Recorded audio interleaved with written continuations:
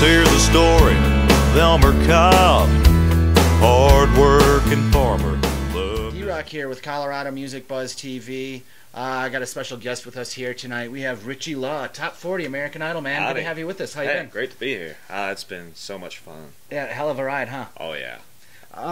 Tell me a little bit about your experience on being an Idol man. This has got to be overwhelming for you. It's unforgettable. Yeah. It's really awesome. I mean, you work with some of the best musicians out there. You work with Stevie Wonder's band, Bob Dylan's vocal coach. You get all this stuff for free, mind you, too. So that's pretty nice, too, staying at these nice hotels and really working with some of the best musicians in the world and the contestants. I mean, you get so many different inputs. You get your friends telling you different ideas, sharing ideas. You get the experts and professionals giving you best ideas, and you get producers, people who really know what they're doing. And you also learn a lot about being kind of different between a singer and a musician.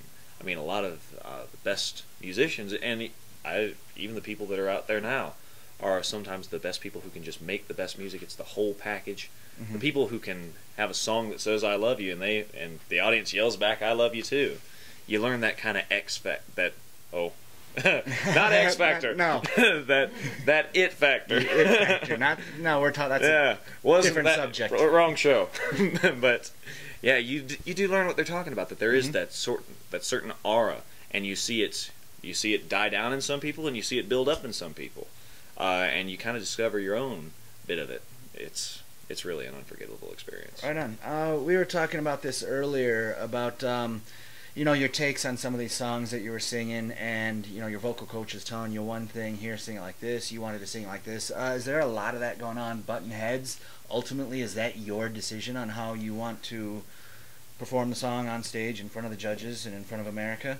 Ultimately, yeah, it is. The vocal coaches tell you straight up that it's about making you comfortable with the song. How long do you practice? However long it takes for you to be comfortable with it. And if it's your idea to do this, I mean, it's your idea, so one, you take all the credit for it, but you also sleep in the bed that you've made. Yeah. So, in a lot of things, there is sort of a line between doing what you know will work and then doing the risque things that you're not sure will go over too great, but they're more you. They're more going out on a limb, so to speak. Yeah, definitely. And there are some people that say, I want to play the piano during it, and the vocal coaches will say, I'm not sure if that's a great idea. I went, it's what I want to do. It's something that I think will be awesome, and it's all a matter of them pulling it off, and they either do or they don't. Right on. Do they help you a lot with arrangements too? Oh, they do. I mean, some of the harmonies, the choreography, once you make it into 60, top 40, they help you with all that stuff. I mean, working with the vocal coaches is amazing. It's Very cool. really great to see those people who really know what they're doing. How long have you been singing now? How long have you been doing this as kind of a passion, pursuing this? As a profession, or I've been singing at bars since I was like 15. I started out. My dad has a band. Okay. Got all sorts of music memorabilia. Yeah, we were looking at some of this earlier. Some really cool stuff. Yeah, and he's always been my inspiration. He's literally sang to me before I was born. Nice. I was in my mom's stomach, and I'd fall asleep to him playing guitar. Nice. I mean, so he's been doing gigs longer than I've been alive, and I eventually started joining in on them. Very cool. And well, I was the choir kid through all of middle school and high school. Went to Grandview, did all the best choirs of the school. Went to All-State Jazz.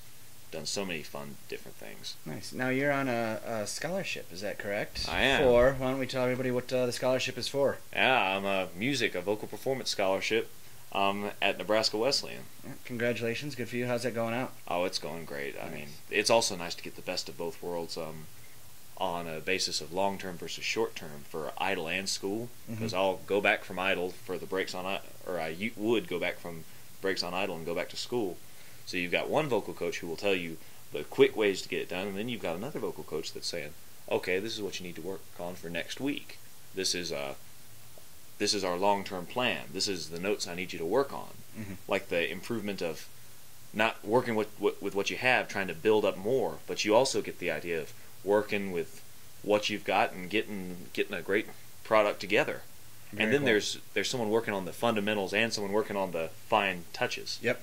So I really got the best of both worlds on that. Very cool. You know, this has got to be quite an experience for you. You're getting, you know, rubbing elbows with Steven Tyler, Jennifer Yeah. Lopez. But on the same end, on the back end, you know, behind the scenes, you're getting vocal coaches, you're getting styling coaches. I mean, you know, this is probably something you're not used to really having and dealing on a large, you know, scale like this. Oh, So yeah. it's got to be, you know, pretty cool and getting, you know, your feet wet, so to speak, there, you know, on a larger scale. Yeah. Well, especially the producers do have an idea of what they want it to sort of look like and sort of sound like, but ultimately it is up to you. I mean, and again, it's got to be, you got to be yourself on it. And the people who go a little too much, you see them go, that they're not individualistic enough. But some people are themselves, and that's great. Some people, maybe not so much. Yep. But I mean, I think the best artists are the ones who are just being themselves out on stage. Right on. You've made a lot of friends, you know, through this experience. I know you keep in touch with some. One in particular, Shelby Lynn, who's got a beautiful voice in her own right. She just performed a couple of songs with you last weekend. NCAA Women's Final Four here in Turneytown, here in Denver. Jewel performed. Richie opened up for them and brought Shelby out for a couple of songs. Why don't you tell me a little about that and how that came about?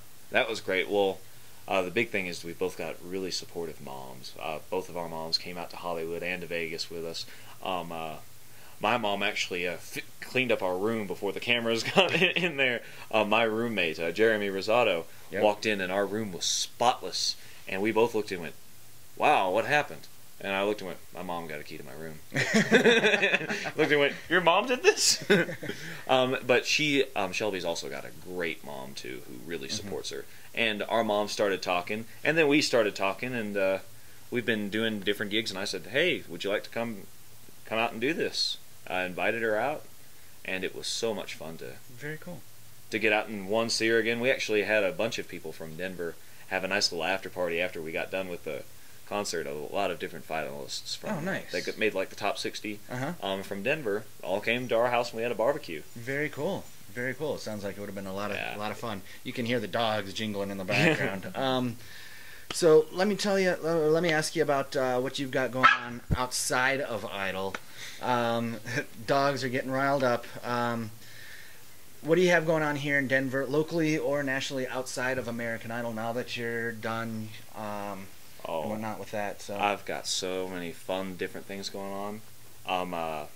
Well, recently I sang at the Athletes for Hope charity fundraiser, which was amazing. All these great athletes and celebrities, Andre Agassi, Tony Hawk, all supporting their charities, but it also happened to be Muhammad Ali's 75th birthday. Very cool. And I got to sing like the closing ceremony for that. That was really awesome. Johnny Bench came up and announced my name. The announcer, not the catcher, Johnny Bench, the announcer. Yeah. We were going back and forth on this earlier.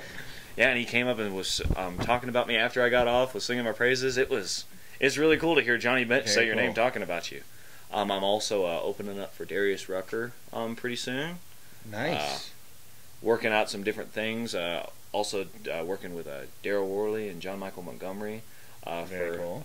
A fundraiser called TAPS, which is for the troops and for their families.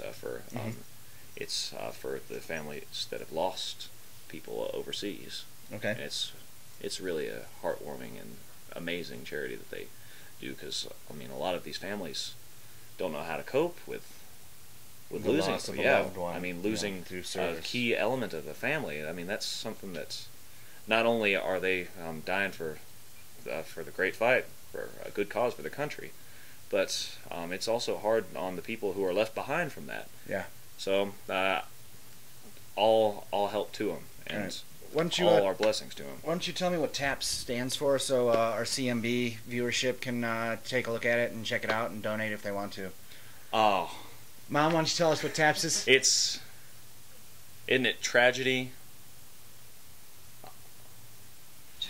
Tragedy Assistance Program. Assistance. Yeah, it's a Tragedy Assistance Program for Survivors.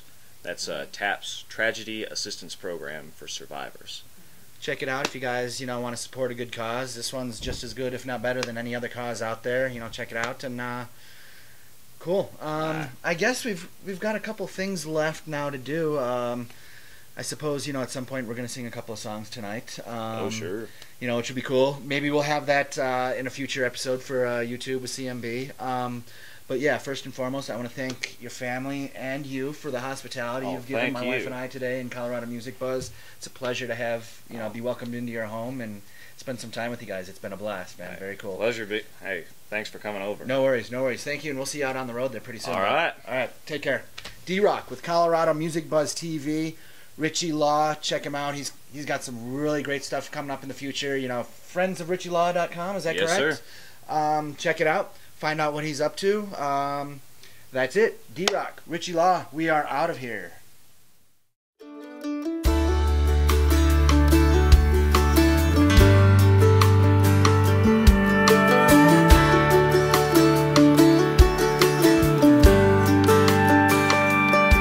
Well, it was one of those mornings when you hit the floor running, had a million things on my plate. I was stressed to the limit, had 15 minutes to a meeting, and I couldn't be late.